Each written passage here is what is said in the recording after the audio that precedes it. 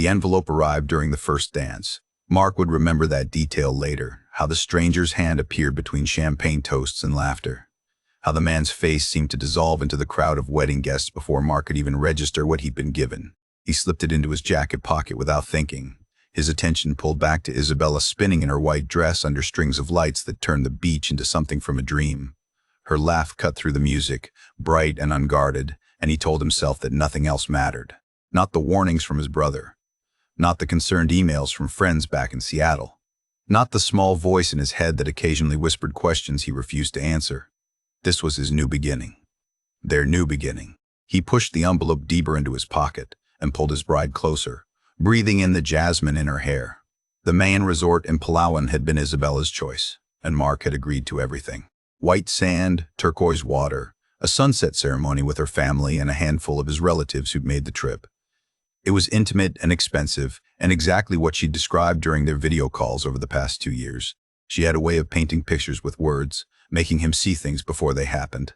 That was one of the first things he'd loved about her, back when she was just a profile on Filipino Cupid, and he was a 47-year-old divorced man scrolling through possibilities at 2 in the morning, unable to sleep in his empty house. Her messages had been different from the others. Thoughtful, curious.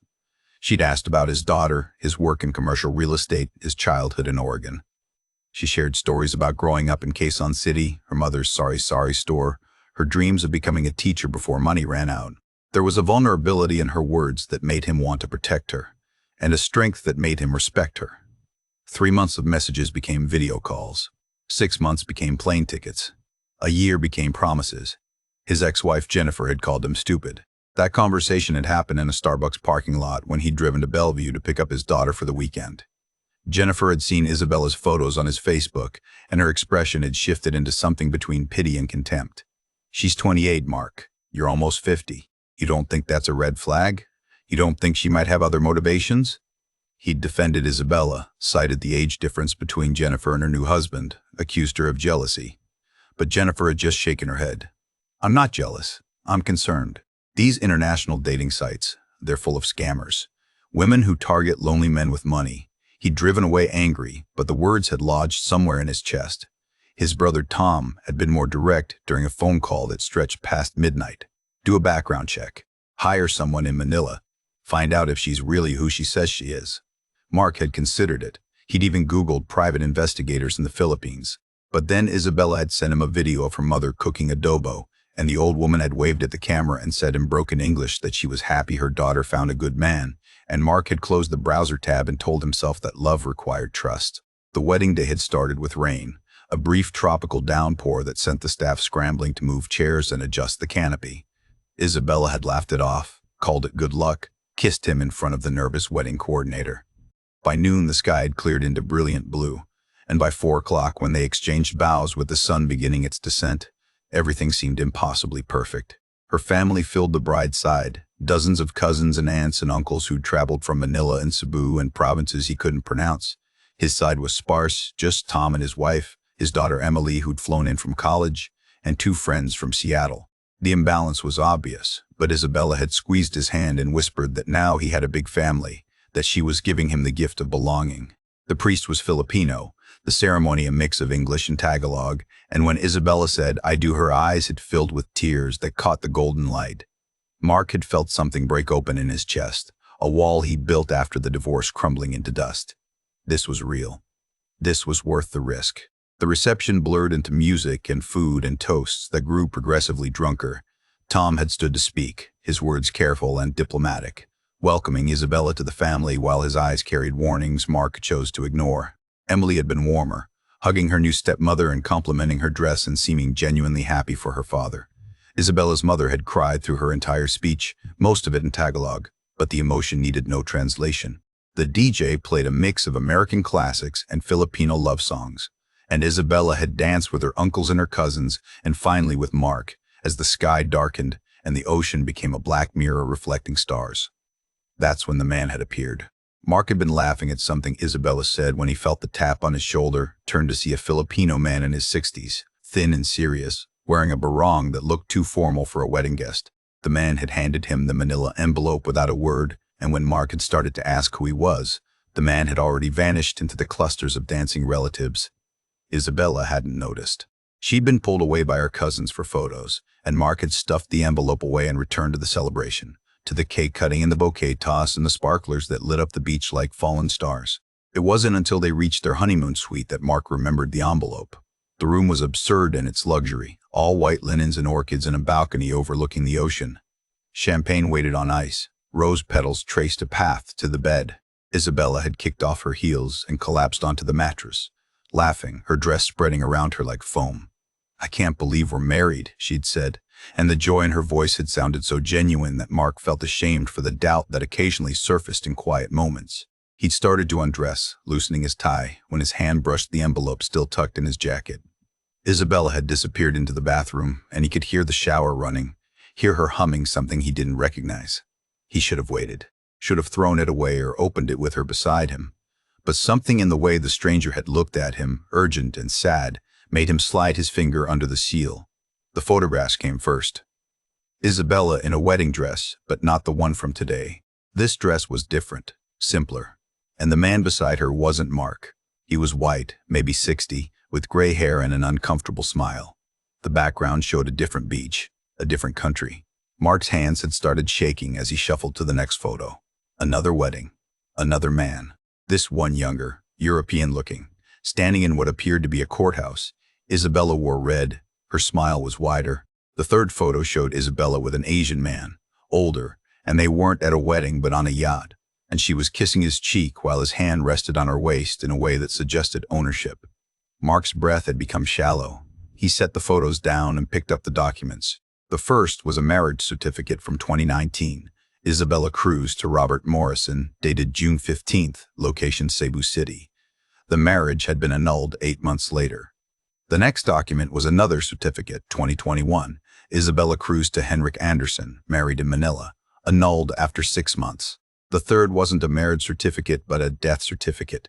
James Chen, age 59, cause of death drowning, location Boracay, dated March 2023. Paperclipped to it was a photo of James Chen with Isabella on a beach, her in a bikini, him in board shorts, both smiling at the camera.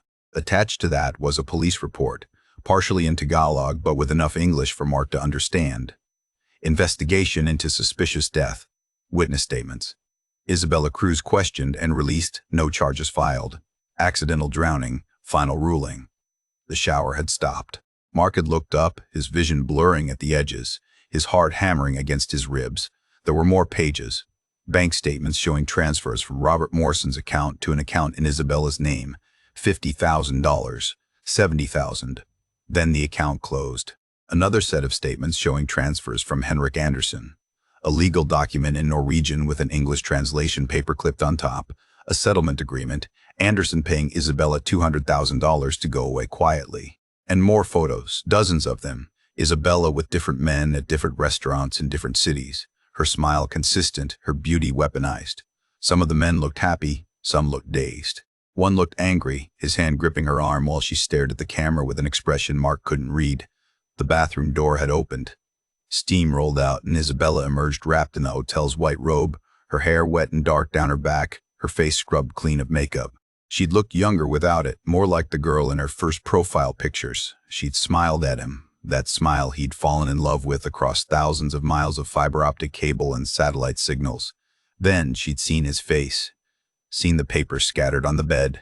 Her smile had frozen, then cracked, then disappeared entirely. For a long moment neither of them had spoken. The ocean had whispered against the shore. The air conditioning had hummed. Somewhere down the hall a couple had been laughing. Mark had held up one of the wedding photos, his hand trembling so badly the image blurred. His voice when he finally spoke had sounded like a stranger's voice, distant and cold and dangerous. "Who are you?" he'd asked. "Who the hell are you really?" And Isabella had taken a step backward, her hand moving to her throat, her eyes filling with something that might have been fear, or might have been calculation, or might have been both. The look on her face had told him everything and nothing. The envelope had delivered its message. But the real question, the one that would haunt Mark for the rest of his life, was what he was going to do with the truth, now that he held it in his shaking hands. Isabella's first word was, "Wait," stretched thin and desperate, her hand raised as if she could physically stop what was already unfolding. Mark had stood from the bed, the papers still clutched in his fist, his body moving before his mind could catch up. "Wait for what?" he'd said, and his voice had sounded unfamiliar even to himself, stripped of everything soft he'd ever felt for her. Wait for another lie? She'd shaken her head quickly, too quickly, water droplets flying from her wet hair. It's not what you think. Those words, Mark would think later, might have been the worst possible choice. Because what he thought was written in black and white across a dozen documents, captured in photographs that couldn't be argued with, what he thought was that everything, every single moment of the past 2 years, had been performance. What he thought was that he was the latest Mark in a long con, and the only thing that separated him from the men in those photos was that he'd been stupid enough to actually marry her. She'd moved toward him, but he'd stepped back instinctively, holding up the photo of her with the dead man, James Chen, both of them laughing on a beach somewhere. Explain this, Mark had demanded. Explain how you forgot to mention you've been married 3 times. Explain the $200,000. Explain why there's a dead man in these pictures.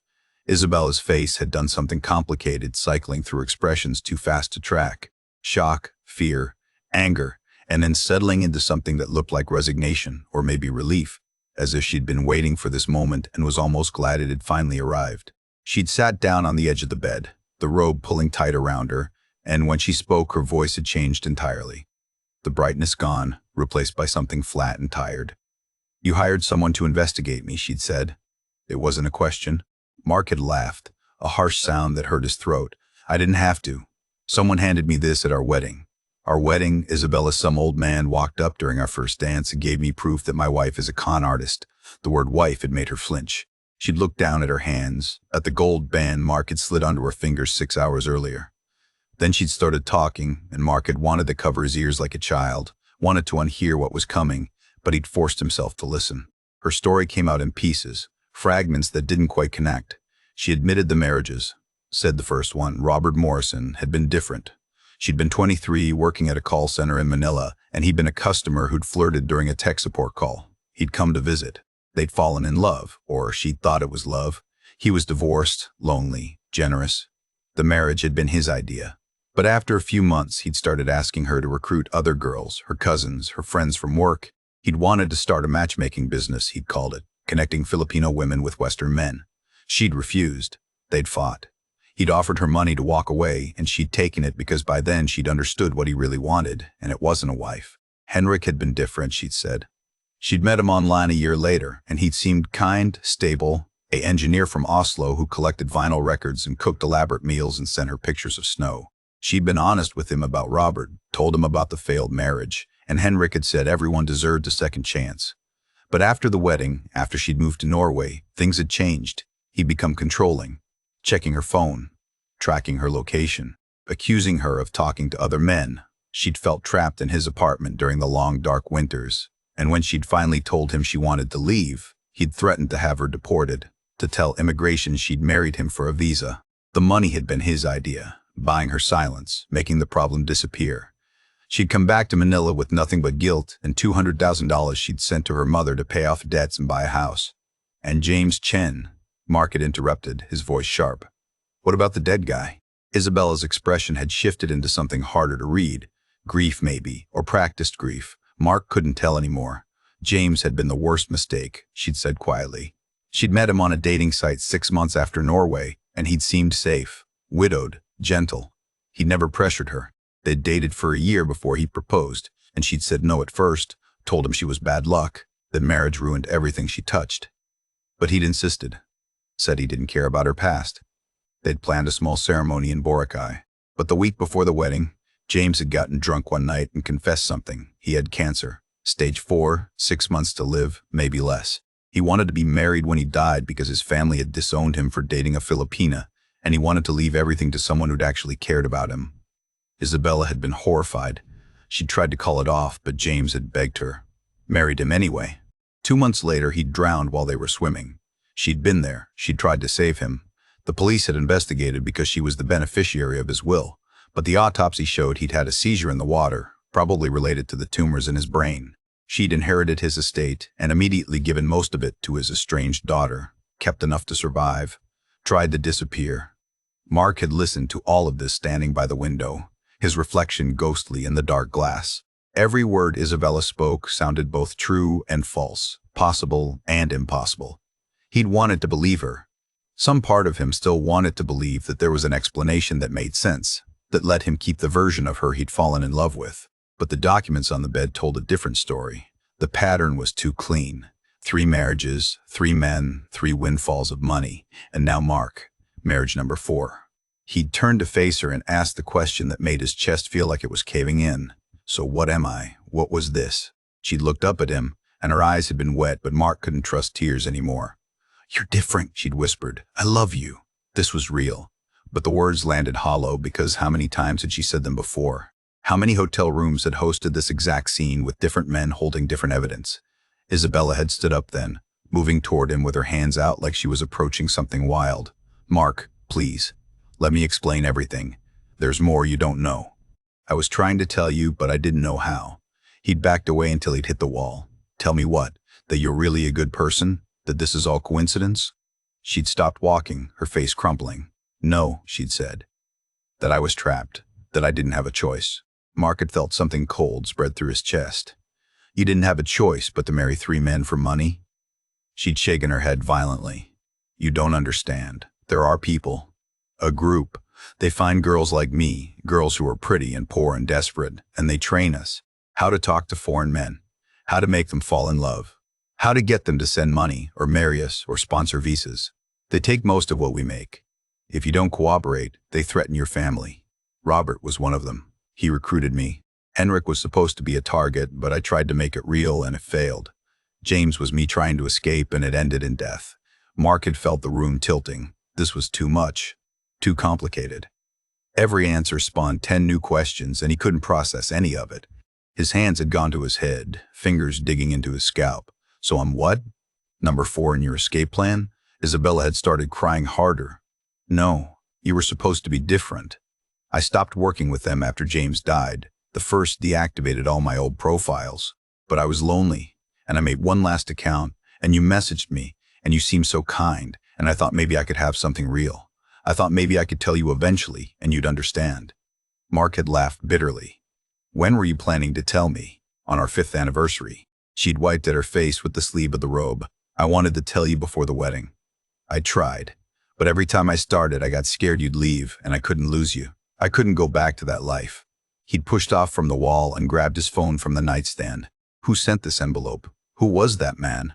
Isabella's expression had shifted into fear. "I don't know. Maybe someone from the group. They don't like when girls try to leave. They send warnings.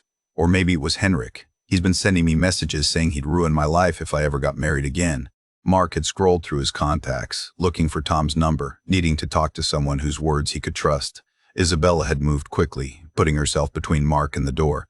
"Don't call anyone, please. Just give me a chance to prove this is real. We can leave here. Fly to America tomorrow. Start over. I'll never lie to you again."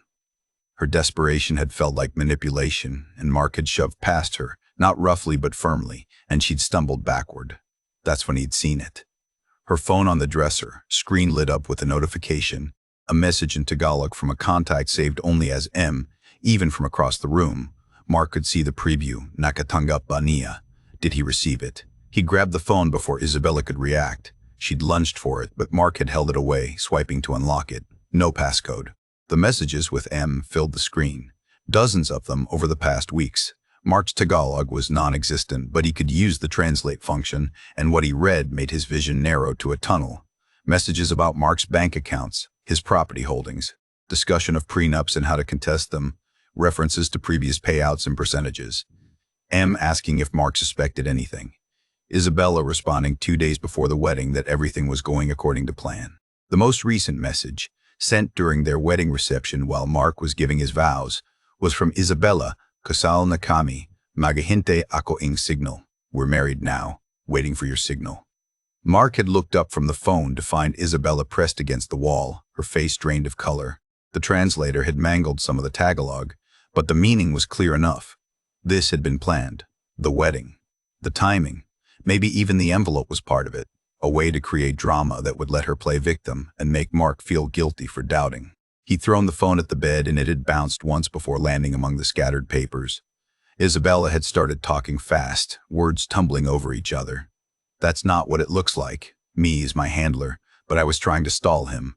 I was trying to figure out how to get away from him without putting you in danger. The messages are coded. You don't understand what they really mean. But Mark had stopped listening. He was doing math in his head. The money he'd sent her over 2 years, the expensive wedding, the honeymoon suite, the visa application fees, the promise to buy a house in Seattle big enough for her mother to visit. He'd liquidated part of his retirement account. He'd taken a second mortgage. And for what? To be the next name on a list of men stupid enough to confuse loneliness for love. He'd moved toward the door, but Isabella had blocked it, her back pressed against the wood. "Move," Mark had said quietly. She'd shaken her head. "Not until you listen, not until you believe me." He'd reached for the handle, but she'd grabbed his wrist. Her grip had been surprisingly strong, and something in Mark had snapped. He'd pulled his arm back hard, and she'd held on, and they'd both stumbled. He'd tried to push past, and she'd pushed back. The argument had escalated from words to physicality in seconds, both of them grappling not violently but desperately. And Isabella had been crying and screaming that she loved him while Mark had been shouting that everything was a lie. She'd clawed at his shirt trying to stop him from leaving, and he'd grabbed her shoulders to move her aside, and she'd kicked at his shins. It had been ugly and frantic and nothing like violence in movies. It had been two people breaking apart in real time. Isabella had broken free and run for her phone, probably to delete the messages, and Mark had followed. She'd grabbed it off the bed, but Mark had grabbed her arm, and they'd struggled over the device. She'd screamed for him to stop, that he was hurting her, and he'd let go immediately, but she'd lost her balance. It had happened so fast. One moment they'd been standing at the edge of the bed. The next, Isabella had been falling backward. Her feet had tangled in the sheets. Her arms had pinwheeled, and the corner of the marble nightstand had been exactly where the back of her head came down. The sound had been wrong, wet and hollow at the same time. She'd hit the floor and gone completely still. Mark had stood frozen, his hand still extended from where he'd released her. The room had filled with silence, so complete he could hear his own heartbeat. Isabella lay on the white carpet, her robe twisted around her, her hair spreading dark and wet. Except the wet wasn't just water anymore. Blood had begun pooling beneath her head, soaking into the white fibers, turning them pink, then red. Her eyes were open but not seeing. Her chest wasn't moving. Mark had dropped to his knees beside her, hands hovering over her body but afraid to touch, afraid that touching would make it more real. He'd said her name, then louder. Then he'd screamed it. But Isabella Cruz, 28 years old, bride of 6 hours, had already gone somewhere his voice couldn't reach. The rose petals scattered across the floor had begun to darken with blood. The champagne still sat melting in its bucket, and Mark had sat back on his heels, his white dress shirt splattered with red, and understood that everything had just ended in the worst possible way. Mark didn't call the police immediately. That detail would later become crucial in the prosecution's narrative, evidence of consciousness of guilt, they'd argue. But the truth was simpler and more pathetic. He'd sat on the floor beside Isabella's body for what might have been 5 minutes or 50, his sense of time completely fractured, and his mind had simply stopped working. He'd pressed his fingers against her neck, searching for a pulse he knew wouldn't be there. He pulled the robe closed over her exposed legs in some instinctive gesture toward dignity. He picked up her hand and held it, still warm, and felt the weight of the wedding ring he'd placed there. When his brain had finally rebooted enough to form coherent thought, his first instinct had been to run, pack his bag, get to the airport, disappear into the complexity of international borders and jurisdictional confusion. He'd actually stood up and taken 3 steps toward his suitcase before the absurdity stopped him. Run where? He was a middle-aged American man who just killed his Filipina bride on their wedding night in a resort where everyone knew his face. He'd made it maybe 6 hours before being arrested, and even if he somehow escaped, then what? Spend the rest of his life looking over his shoulder, knowing what he'd done, who he'd become? He'd used the hotel phone to call the front desk. His voice had sounded mechanical, someone else speaking through his mouth. "There's been an accident. Room 307. My wife. Please send help." The woman on the other end had asked questions, but Mark had set down the receiver and walked out onto the balcony.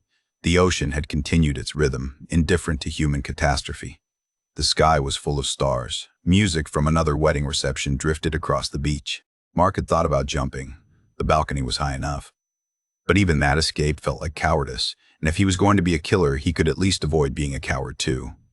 He'd still been standing there when hotel security had arrived, followed by local police, followed by chaos that consumed the next 72 hours in a blur of questions and statements and phone calls to the American embassy. The investigation had moved faster than Mark expected.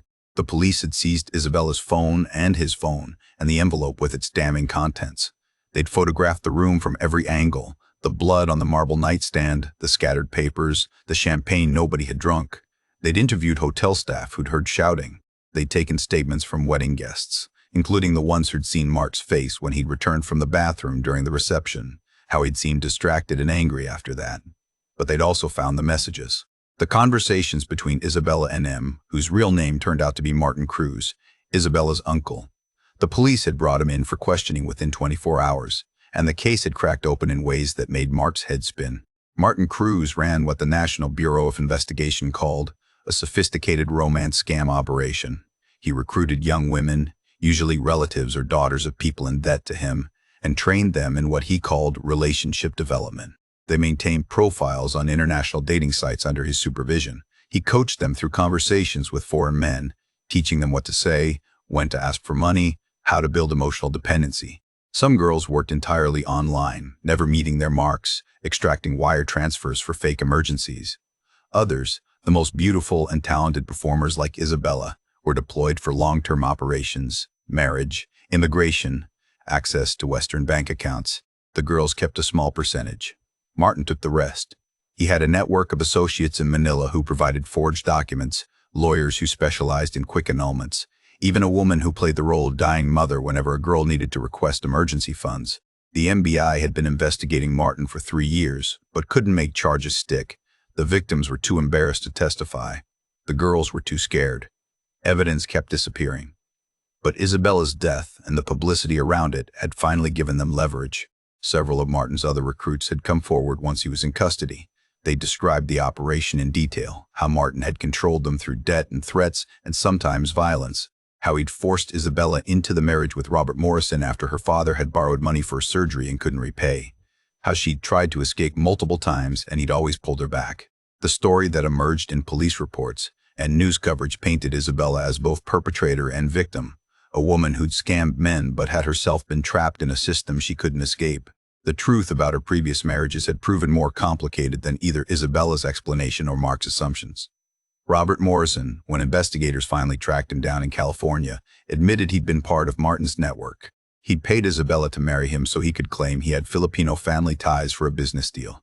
The marriage had been transactional on both sides, and he'd felt no guilt paying her off. He'd seemed surprised anyone cared. Henrik Anderson's story was darker. He'd genuinely believed Isabella loved him, and when she'd left, he'd been devastated. The $200,000 settlement had been his lawyer's idea, a way to avoid a messy divorce and potential fraud charges. He'd told Norwegian investigators that he'd suspected Isabella was running from something, but she'd never told him what. He'd sent threatening messages after he'd learned she was marrying Mark, not out of malice but out of some broken attempt to save Mark from what he'd experienced. He'd been the one who'd hired someone to compile the envelope, though he swore he'd only meant for it to arrive before the wedding, not during. And James Chen. The death certificate had been real but incomplete. James had indeed had cancer, and he'd indeed drowned, and Isabella had indeed been there. But what the initial police report hadn't captured was that James had known about Martin. Isabella had finally told someone the truth, shown him the messages, explained how she was trapped. James had wanted to help. He'd contacted a lawyer in Manila who specialized in human trafficking cases. They'd been building a case against Martin, gathering evidence, preparing to go to the FBI. The drowning had happened 3 days before they were supposed to meet with investigators. James's daughter, who'd initially suspected Isabella of murder, had later found her father's emails and understood what he'd been trying to do. She'd tried to continue his work, but without his testimony, the case had stalled. She'd given most of the inheritance money to Isabella, hoping she'd use it to disappear and start over. Instead, Isabella had gone back to Martin because she didn't know how else to survive. Mark had learned all of this in pieces, through his lawyer, through news reports, through the prosecution's evidence disclosures. Each revelation had made him feel sicker. If he'd just listened, if he'd let her explain, if he'd waited one more day before confronting her. The lawyer Isabella had been trying to contact, the one the messages referenced as M in some of the older texts, had come forward after her death. She'd been working with him for months, secretly, trying to gather evidence against Martin while pretending to go along with one last operation. Mark was supposed to have been different. Not a mark, but a way out. She genuinely wanted to marry him and escape to America and leave the whole network behind. But Martin had discovered her betrayal and demanded she go through with extracting money from Mark or he'd kill her mother. The wedding night messages that Mark had seen were Isabella stalling, trying to convince Martin that she needed more time. The phrase "waiting for your signal" had been her asking what to do next, trapped between the man she'd married and the man who controlled her. The prosecution had struggled with how to charge Mark. The evidence clearly showed an argument, a physical struggle, an accidental death during a confrontation. His lawyer had pushed for involuntary manslaughter, arguing that Mark had discovered his bride was a scam artist and confronted her, that the fall had been unintentional, that any reasonable person would have been emotionally destroyed by such a revelation. The prosecution had countered with voluntary manslaughter, arguing that Mark had acted with conscious disregard for human life when he'd physically struggled with someone half his size. They'd presented the timeline, showed that he'd had 30 minutes between discovering the evidence and confronting Isabella, 30 minutes to calm down, to call his brother, to walk away. Instead, he'd chosen confrontation, and it had turned physical, and a woman was dead. The trial had lasted 3 weeks. Isabella's family had filled the courtroom, her mother crying every day, wearing black, holding photographs of her daughter as a child. Mark's family had sat on the opposite side, Emily looking hollow and confused, Tom's face locked in an expression of grim support. The media had devoured every detail. American businessman kills Filipina bride after discovering romance scam. The headlines wrote themselves. Mark had testified in his own defense, his lawyer's advice overruled by his own need to explain. He described the loneliness after his divorce, the hope Isabella had represented, the soul-crushing moment of holding those photographs and understanding he'd been played, the confrontation that had spiraled out of control. He'd cried on the stand and meant it. He'd said he never intended to hurt her, and that was true. But he'd also admitted grabbing her, struggling with her, and the physics of what happened next didn't care about intention. The jury had deliberated for 2 days. They'd convicted him of voluntary manslaughter, a compromise verdict that satisfied no one. The judge had sentenced him to 12 years, reduced from the maximum because of the circumstances, the provocation, Mark's lack of criminal history. With good behavior, he'd serve 8. He was transferred to New Bilibid prison to serve his sentence in the country where the crime occurred, a detail his lawyer had fought against but lost. The Philippine justice system wanted to make an example. American men couldn't come here and kill Filipino women, regardless of context, regardless of complexity. Mark had been in prison for 18 months when a journalist had requested an interview. He'd agreed, partly from boredom, partly from some need to shape the narrative. The article had been published in an international magazine, one of those long-form pieces that examined romance scams and the industry built around Western male loneliness and Southeast Asian poverty. Mark had become the cautionary tale, the man who'd fallen for the fantasy and killed the woman who'd sold it to him. He talked about warning signs he'd ignored, red flags he'd rationalized, the willful blindness of desperate men seeking connection. He'd urged others to do background checks, to be skeptical, to protect themselves. But he'd never quite acknowledged the thing the journalist had pressed him on, that even if everything Isabella had told him turned out to be true, even if she'd been a victim trying to escape, his response to betrayal had been violence, that the gap between discovering a lie and putting his hands on another person was where his own culpability lived. Mark had dodged the question, redirected to the scam itself, and the article had painted him as someone still unable to see his own reflection clearly. Isabella's mother had visited him once, 6 months into his sentence. She'd sat across from him in the visiting room and spoken in halting English, translated when necessary by a guard. She'd told him that she didn't forgive him, but she understood. That Isabella had been trying to save them, her family, from Martin's debts. That she'd been a good daughter who'd made terrible choices because all her choices had been terrible. That she'd loved Mark, or at least the version of herself that had been with Mark, and maybe that was the closest thing to real love she'd ever felt. The old woman had cried and Mark had cried, and they'd sat in their shared grief for an hour before she'd left. She'd never come back. But she'd sent a package 6 months later. Inside was Isabella's wedding bouquet, dried and preserved, brown and brittle, but still recognizable. No note, just the flowers. Mark had kept them in his cell, a reminder of something he still couldn't fully name. The truth was that Mark had lost the ability to know what was real.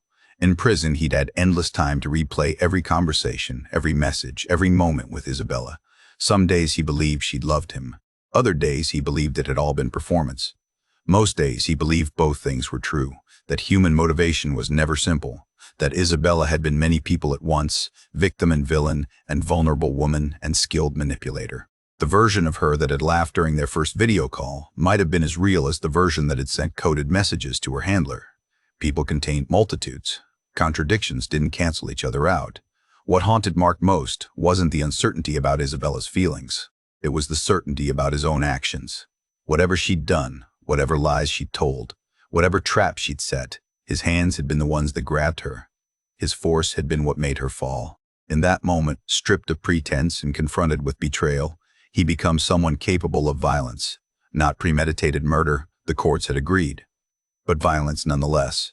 And he'd have to live with that person, that version of himself, for whatever remained of his life after prison. The other inmates had mostly left him alone. The foreigners stuck together, a small community of drug smugglers and con artists and men who'd overstayed visas and ended up on the wrong side of Philippine law.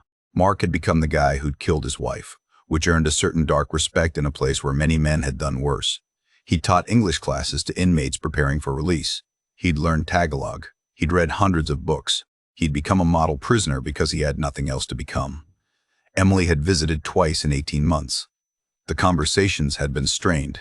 She'd said she still loved him but didn't understand him. Couldn't reconcile the father who'd taught her to ride a bike with the man who'd killed another person. Mark had no answer for her. He couldn't reconcile it either. On the second anniversary of Isabella's death, Mark had sat in his cell and thought about the wedding bouquet in his footlocker. Her mother had turned it into a memorial, keeping it in a glass case in the house that Isabella's scam money had bought. The irony was almost too neat. Everything in Isabella's life had been tangled up in moral complexity, and even her memorial was funded by the crime she'd committed while being victimized. Mark had requested permission to send it back, but the prison bureaucracy had denied him, so it sat in his footlocker, decomposing slowly, a wedding bouquet that had outlived the bride. The final truth, the one Mark carried with him through endless days that blurred into years, was that there were no clean answers. Isabella had lied to him and loved him. She'd chosen him and been forced toward him. She'd planned to scam him and planned to save herself through him. Mark had been a victim and a killer. He'd been manipulated, and he'd been violent. Everyone who touched the story came away with blood on their hands, even the people who'd thought they were helping. James Chen had died trying to rescue Isabella from her uncle. Henrik Anderson had created the envelope that triggered the confrontation. Martin Cruz had built the trap. But Mark had been the one who couldn't walk away, who'd needed answers more than he'd needed to preserve a life, who'd grabbed and pushed and created the physics that ended with a head meeting marble.